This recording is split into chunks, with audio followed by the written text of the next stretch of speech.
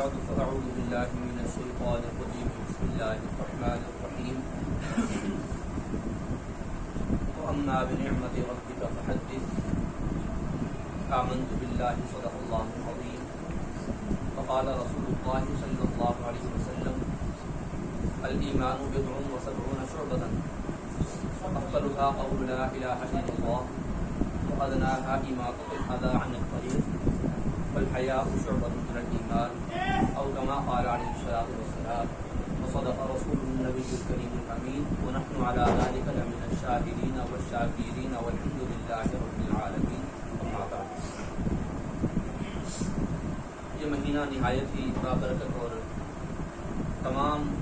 سچے مسلمانوں کے نزدیک مقدس ترین مہینہ ہے، کیونکہ یہ مہینہ دراصل منسوب ہے ایک ایسی ہستی سے کہ جو وجہ تخلیق کائنات ہے۔ اللہ تعالیٰ نے ساری کائنات کو، ہر چھوٹی بڑی چیز کو، اہم غیر اہم چیز کو اللہ تعالیٰ نے وجود عطا فرمایا، اور وجہ اس کی بنی وہ ہستی جن کو ہم اپنا رسول، اپنا نبی، نبی آخر الزمان صلی اللہ علیہ وسلم کہتے ہیں اور مانتے ہیں۔ حضور صلی اللہ علیہ وسلم کی جو پیدائش ہے وہ یوں سمجھ لیجیے کہ شیطان کے لیے موت کا پیغام لے کر آئی، اور روایات میں یہ بات ثابت ہے کہ جب نبی کریم صلی اللہ علیہ وسلم کی پیدائش ہوئی تو اس وقت شیطان نے واویلا مچایا تھا، واویلا کیا تھا، اس نے نوحہ ماتم کیا تھا، اپنے بال نوچے تھے، اور ہوا یہ تھا کہ عرب کا یہ دستور تھا کہ ان کے ہاں کاہن موجود ہوتے تھے کہ جو لوگوں کو بظاہر غیب کی خبریں دیا کرتے تھے، یعنی لوگ یہ سمجھتے تھے کہ ان کو غیب کی خبریں پتہ ہوتی ہیں، تو وہ اپنے مستقبل کے بارے میں ان سے جا کے خبریں لیا کرتے تھے کہ ہمارا یہ کام کچھ ہوگا نہیں ہوگا، ہمارا سفر صحیح رہے گا نہیں رہے گا۔ تو وہ اپنے جنات سے، موکلوں سے رابطہ کرتے، اور وہ پھر آسمانوں پر جاتے اور وہاں فرشتے بعض اوقات آپس میں باتیں کر رہے ہوتے۔ فرشتوں کو اللہ تعالیٰ کچھ نہ کچھ علم دے دیا کرتا کہ لوح محفوظ ان کو کبھی مل جاتا، وہ آپس میں کبھی کوئی اتفاقاً بات کر رہے ہوتے، وہ جنات کے کام میں پڑ جاتی اور وہ آ کے ان کو بتا دیا کرتے تھے۔ جب نبی کریم صلی اللہ علیہ وسلم کی پیدائش ہوئی، جنات کو بھی پتہ نہ چلا، تو وہ فرشتوں کے لیے، ان کے لیے، جنات کے لیے آسمان کے قریب جانا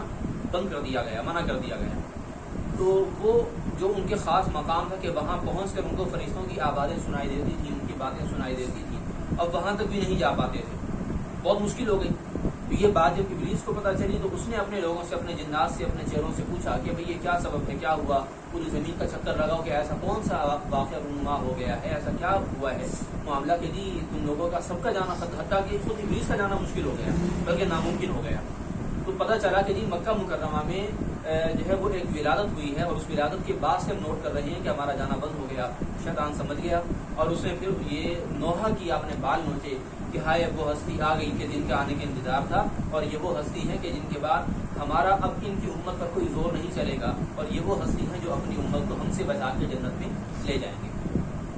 شیطان نے ان کی آمد پر نوحہ کیا، سوگ منایا، افسوس کا، غم کا، دکھ کا اظہار کیا، اور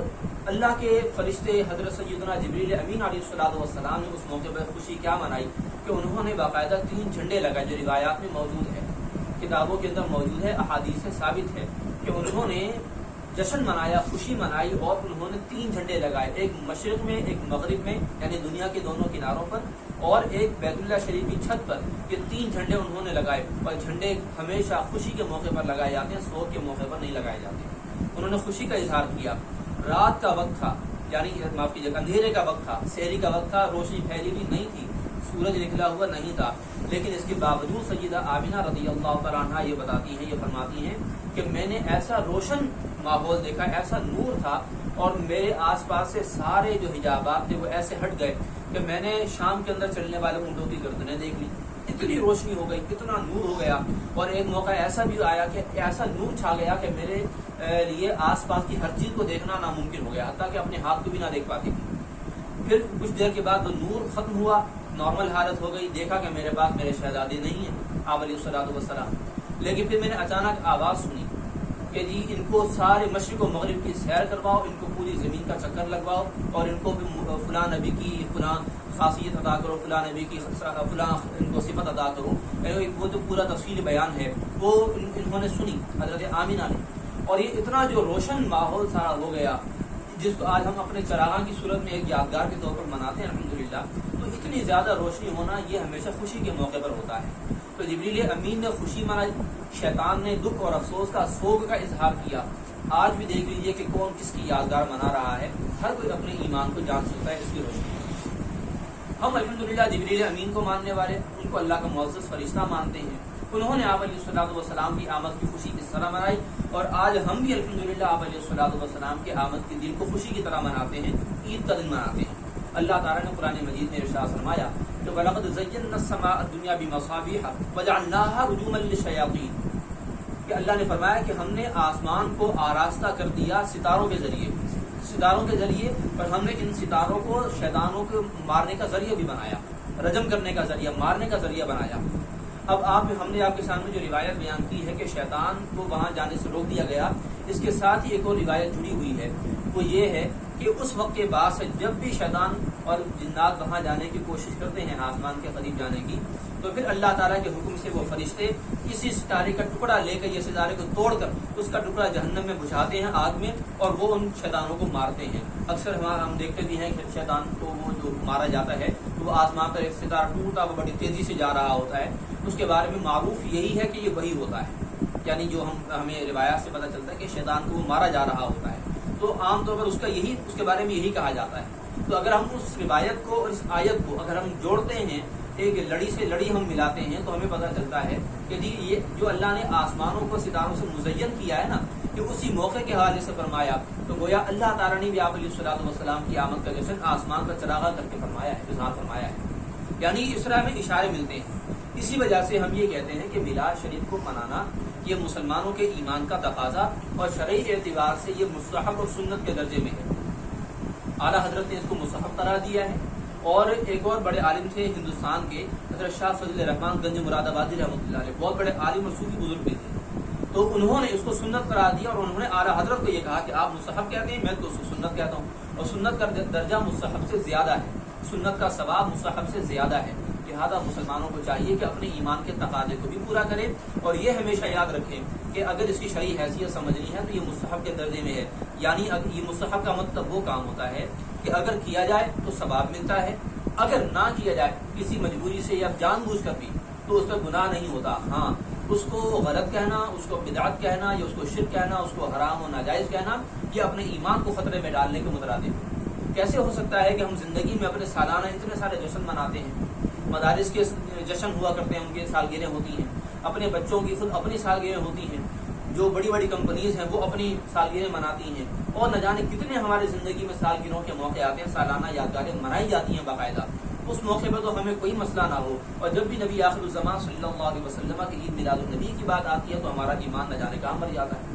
اس لیے ہمیں اپنے ایمان پر غور کرنا چاہیے کہ ہم اس موقع پر اس طرح فتنے پھیلا کر اپنے ایمان کے ہونے کا ثبوت دے رہے ہیں یا اپنے ایمان کے نہ ہونے کا ثبوت دے رہے ہیں۔ حقیقت قطعی طور پر تو اللہ جانتا ہے کہ ایمان ہے یا نہیں، لیکن ظاہری علامات تو یہی بتاتی ہیں کہ ایسے بندوں میں ایمان نہیں ہے۔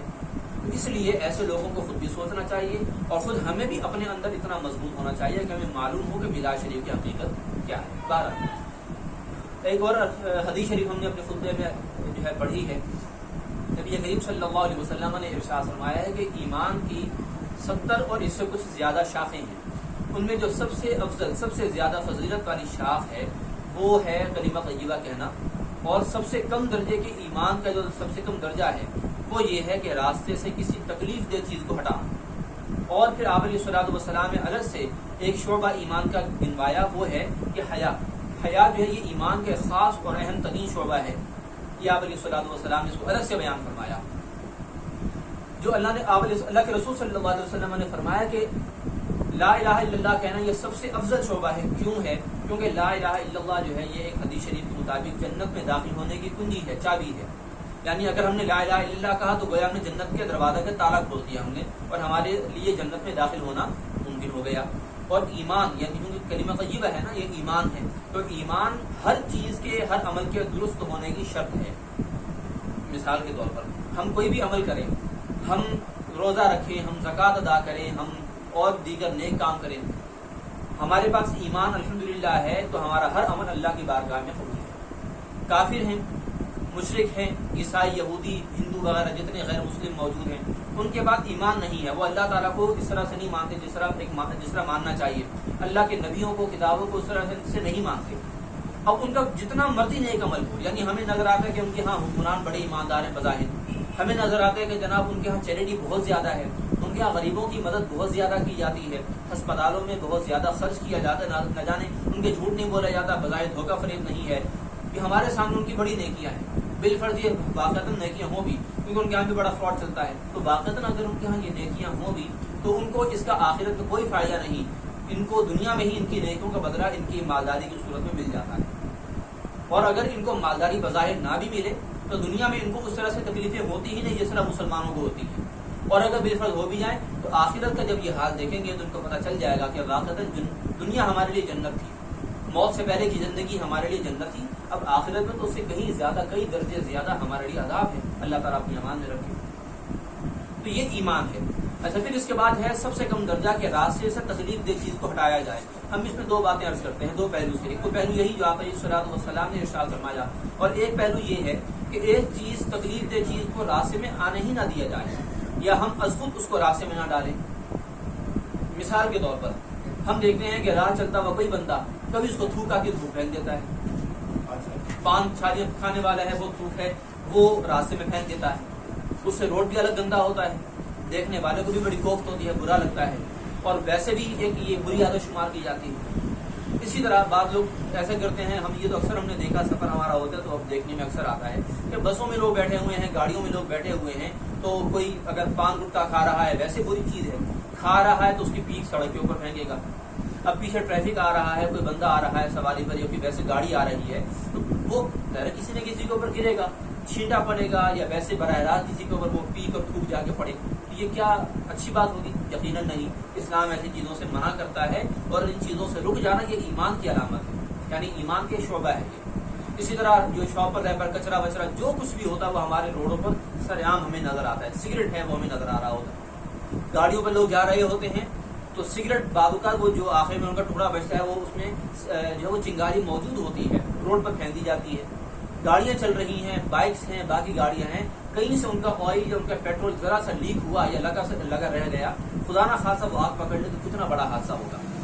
خود وہ جو جس بھی گاڑی کا یہ لیک ہوا ہوگا وہ بھی خطرے میں، اور اس کے آس پاس سارا ٹریفک اس کا خطرے میں آ جائے گا. خدا نہ خاصہ ذرا سی اس نے چنگاری پکڑی، سارے بندے جل کے خاکستر ہو جائیں گے، جل کے راکھ ہو جائیں گے. یعنی چھوٹی سی غلطی سے اتنے بڑے نقصان کا خطرہ، لیکن ہمارا ذہن کبھی اس طرف جاتا نہیں ہے،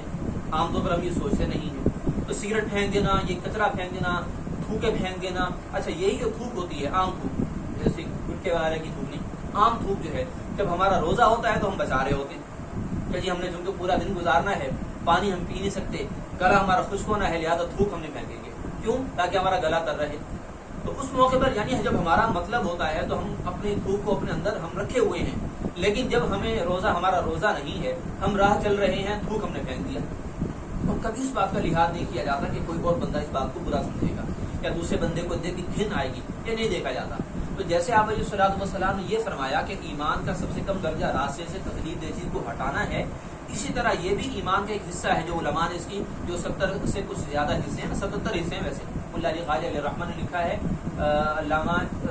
محدث ابن حبان علیہ الرحمہ کے حوالے سے، امام محمد بن حبان بستی ان کے حوالے سے، اور ان کا یہ حوالہ لکھا ہے امام سیوطی علیہ الرحمہ نے. بہرحال تو یہ 77 شعبے ہیں ایمان کے. تو 77 شعبوں کے اندر یہ بات بھی شامل ہے کہ از خود راستے کے اندر کوئی تکلیف دہ چیز نہ ڈالی جائے، بچنا چاہیے. ہمارے ہاں بلڈنگ بنتی ہیں، تعمیرات ہوتی ہیں، کام وام ہوتا ہے، تو ہمارے ہاں اس بات کا بھی عام طور پر لحاظ نہیں رکھے جاتے. کچھ اچھے لوگ ہیں جو کر لیتے ہیں ماشاءاللہ، ورنہ عمومی رویہ ہمارے ہاں یہی ہے کہ اس کا جتنا ملبہ ہوگا وہ جان بوجھ کر سامنے ڈالا جائے گا، گلی ہے یا روڈ ہے کچھ ہے وہ وہاں پر ڈالا جائے گا. اچھا، اب عارضی طور پر ہو کہ چلو مجبوری وقتی ہے اس کے بعد اٹھا لیا جائے تو ٹھیک ہے، لیکن اس کو وہاں ڈالا تو ڈالا کا ڈالا رہ گیا. رگڑائیاں ہوتی ہیں ہمارے ہاں، اس کا سارا جتنا ملبہ ہوتا ہے، وہ جو رگڑائی کا پاؤڈر ہوتا ہے وہ وہیں پر جمع کا جمع رہ گیا، کسی کو پرواہ کوئی نہیں. لائنیں چوک ہو جاتی ہیں، گٹر ابل جاتے ہیں ہمارے اپنی خامیوں اور کوتاہیوں کی وجہ سے، لیکن اس کی پرواہ کسی کو نہیں. یاد رکھیے ان سب کو اپنانا ایمان کا حصہ ہے یہ. یعنی لوگوں کے لیے راستے سے تکلیف دہ چیز کو ہٹانا اور خود نہ ڈالنا، یہ دونوں چیزیں ایمان کا حصہ ہیں. ہمیں ان تمام چیزوں پہ خود بھی سوچنا چاہیے، اور اگر ہم میں سے کوئی ایسا کرتا ہو تو آپ حضرات ماشاء اللہ سمجھدار ہیں، باشعور ہیں، ایسا نہ کرنا چاہیے، نہ کسی اور کو کرنے دینا چاہیے. دیگر لوگوں کو بھی اس بات سے منع کیا جائے کہ راستے میں تکلیف دہ چیزیں نہ آئیں، اور اگر آ جائیں، اگر خود اس کو دور کیا جا سکتا ہے تو کیا جائے، ورنہ متعلقہ بندہ جس نے وہ غلطی کی ہے اس کو آرام سے پیار سے سمجھایا جائے اور اس سے ہٹوا لیا جائے. یہ ہمیں آپ علیہ الصلوۃ والسلام نے جو اتنی اہم چیزیں بتائی ہیں نا، یہ حیا جو آپ علیہ السلام نے علیہ سے بیان کی ہے، اس کے بارے میں علماء نے کیا لکھا ہے کہ یہ حیا ہی ایک ایسی چیز ہے کہ جو انسان کے تمام 77 شعبوں پر ابھارتی ہے. کیونکہ ایمان کیا ہے؟ خیر ہی خیر ہے، بھلائی ہی بھلائی، اچھائی ہی اچھائی ہے، لیکن اس اچھائی کو ابھارنے والی دنیا میں چیز کیا ہے؟ حیا ہے. یہ امام حسن بصری نے فرمایا تھا کہ حیا ایک ایسی چیز ہے کہ جو لوگوں کو نیک اعمال، اچھی چیزوں پر ابھارتی ہے. حتیٰ کہ ایمان لانے پر بھی جو چیز ابھارتی ہے، غیر مسلم اگر ایمان لاتا ہے، مسلمان ہوتا ہے، تو وہ حیا ہی ہے جس نے اس کو مسلمان ہونے پر آمادہ کیا. ایک مختصر سا واقعہ عرض کر کے آپ کی اپنی گفتگو سمیٹتے ہیں کہ بہت ہی بڑے صحابی، انتہائی جلیل القدر صحابی، اور اسلام لانے والوں کی ترتیب میں ان کا 5واں نمبر ہے، حضرت ابو ذر غفاری رضی اللہ عنہ. بہت بڑے صحابی، بنو غفار سے ان کا تعلق تھا. بنو غفار کا قبیلہ عرب کا قبیلہ تھا، عربوں کا. عرب میں یہ قبیلہ ڈاکہ زنی کے حوالے سے، ڈکیتی مارنے والوں کے حوالے سے بڑا مشہور تھا. یہ یوں سمجھ لیجیے جس طرح آپ اپنے آج کے زمانے میں کہتے ہیں بدنام زمانہ، تو یہ جو قبیلہ بنو غفار تھا یہ بدنام زمانہ تھا ڈکیتی کے حوالے سے.